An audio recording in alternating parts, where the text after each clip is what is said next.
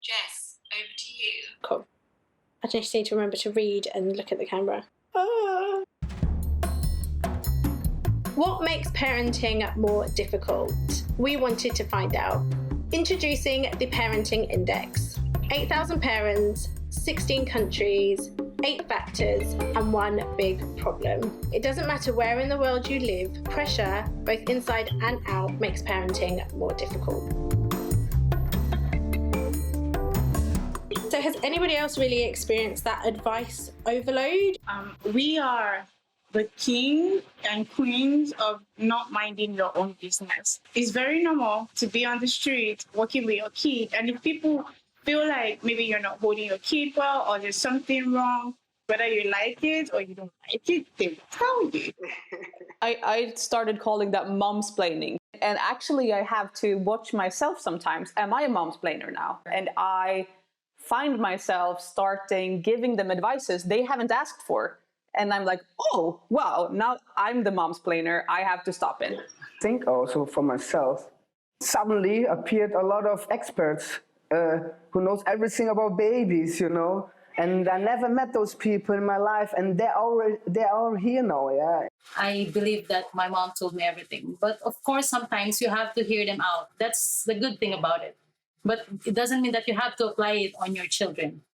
I find myself sometimes about to give that unsolicited advice to my younger sisters. Her daughter's crying and you can't stop, you know. Like I'll take her, like Uncle D got it, you know, just talking to her, singing, like. So I show them that I got this, you know, and I get respect for that.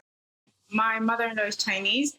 She's not just fine with you, or if she tells you do something and you're like, oh, you give her the listening ear, and she tells you the second time and the third time, and she knows that you have not done it, there will be war. We're gonna have a debate now. Elsie, you share a lot of your family life online, and with sharing, I guess you open yourself up to more of that. Have you found that while you've been online? I've been quite saved from mean things online, I'd say. Newspapers, for example, with the podcast that we had. In like the comments field below, people wrote really mean things. Yeah. My wife and me, we live by ourselves, so it's also good for our parents and our friends who live a little bit far away to see some pictures of our little daughter. And normally the people, they comment really positive things, yeah? But sometimes they started to criticize us and then try to push us down, yeah? Yeah. Don't read the comments. I read the comments, and then what I'll say is, see, I like you to talk to my face, you know? If you can talk from somewhere, then... And when I say that, they disappear because they know I will find you. My kids tell me all the time, like, you need to go make friends, you know, friends your age, you know?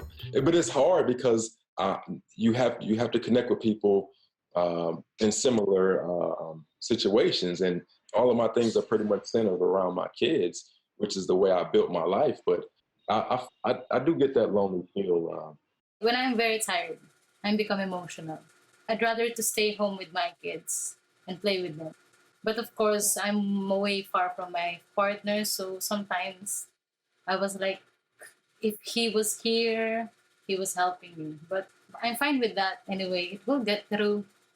Being a mom sort of like just envelopes you, and you know, you have people around you, but you feel detached, you feel alone.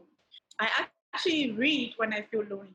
So I read books, and it makes me feel like I'm a part of this huge world. So I try to push myself out. Okay, let's go out, let's go to dance, let's go watch a movie, because I am more than just a mom. I'm more than a wife. I'm also me. I'm super afraid of being lonely. It's my worst thing. So in one way, I mean, Ragnar is always company, but of course, adult conversations, I'll just try to bring him to different things. Like maybe I start a book club. Maybe I start like lesbian moms club in Uppsala. I don't know. Where does it come from? I think we're just the harshest critics of ourselves, and this parent guilt makes it feel 10 times worse. Being a single parent is like, I do worry at nights. Am I doing the right things for them? Because they're missing out on having two parents in the home every day. But you know what? It sounds like, because you've said so much today that makes it sound like you are both mom and dad to them. Oh yeah, my kids they call me their mother, like a mother father. So I'm cool with it, you know. I am shocked that I don't work without sleep. And the second was that how much can a person worry for things? I'm like, whoa, it's like I want to put him in a box and just like make him untouchable for everyone else. The biggest shock was just how much I feel this love for them. Like it's just way more explosive and like powerful. Yeah. I love it. It's crazy, you know. I recommend everybody have to go to this experience one day. Maybe it makes us a better people also. Yeah. I have a husband, but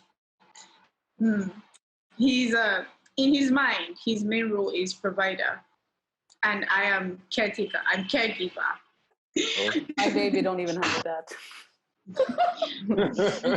Yes, I'm gonna be like, no, dads know best. We're gonna say parents know best. That's how we should end it on that. It's for you and your baby, you know best. Thank you so much, everyone, for sharing. So to find out more about the impact and the ease of parenting all around the world, join our commitment to make the world an easier place to be a parent. Visit theparentingindex.com for more and to download the full report.